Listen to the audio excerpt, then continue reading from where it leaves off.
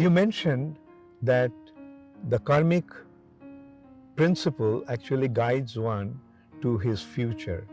But is it just the karmic principle? Doesn't it have any external influence as such? Yes, very good point. It does have. It's not only karma. There's another consideration, it's called guna. Prakrite, the Sanskrit verse from the scripture goes like, Prakrite kriyamanani gunai karmani sarvasaha ahankara vimuratma kartahamiti mannate. That is, Prakrite, in the nature, everything is happening due to the influence of guna, the modes of the material nature, and karma, the way one acts. Now the question is, how do they link? They link, you see, there are three modes of material nature. They are mode of goodness, mode of passion, and mode of ignorance. Mode of goodness makes one become peaceful and internally projected. That means they're thinkers, they're philosophers. And mode of passion makes one very active in this world. And mode of ignorance makes one unconscious or inert. So now you can consider, not only these modes are affecting the human beings, these modes actually affect the animals also. Say for example, a cow is an animal that is in the mode of goodness. And look at a cow. It takes simple grass and gives the most wonderful food for human beings, our milk. As a matter of fact, everything that we get from cows are extremely beneficial. It is not only the milk that is beneficial. You know, cow dung is also one of the best fertilizers for the land.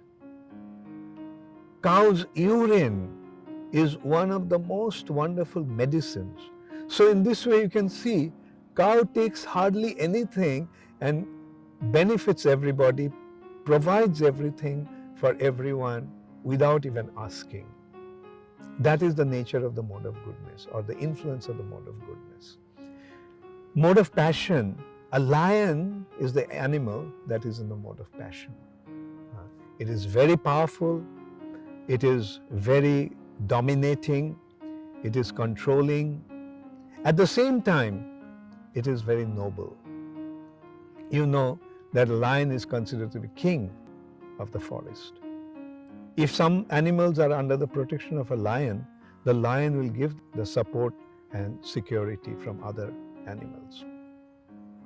And then the mode of ignorance, like the animals and other creatures like insects and reptiles and things, they're in the mode of ignorance. So not only the human beings are being affected by the modes of nature, even the animals this way become affected by the modes of nature. Now how do they affect the human beings? Let's consider. The individuals, those who are influenced by the mode of goodness, they become peaceful, withdrawn, content, and absorbed with higher thoughts, like true philosophers and thinkers, and those who are more concerned about the prosperity of others. Those who are affected by the mode of passion, they are like the warriors, the kings. They are meant to dominate over others. They're extremely powerful, and those who are under their support, those who are under their care, they give them shelter. Now, in the human society, there is another class, that is the ones, those who are in the mixed mode of passion and ignorance. They do not have the power to get what they want, but they have the desire to enjoy. Therefore, the responsibility that has been given to them in the society is to cater to the needs of the society and make profit, and with that money they enjoy. That community is called the business community, or Vaishyas, the traders, the businessmen, or such people, those who do trading. They can't really get things by force or power like a warrior gets or a king gets, who are known as Kshatriyas, but they get the object of their enjoyment by getting money that they make out of making business. The fourth group of people are in the mode of ignorance, and they are the working class. They can't decide for themselves what they want. Therefore, they have to be guided by others to be engaged in their activities. So in this way, the true human society, according to the modes of material nature and according to their individual propensity, that actually develops also by the influence of the modes of material nature. The human society has been divided into 4 different classes. Those 4 different classes are known as Brahmanas, spiritually inclined individuals. The Brahmanas, or those who are absorbed in higher thinking. Kshatriyas, the warriors, those who rule over their kingdoms and give protection to the society and defend the society from external attack.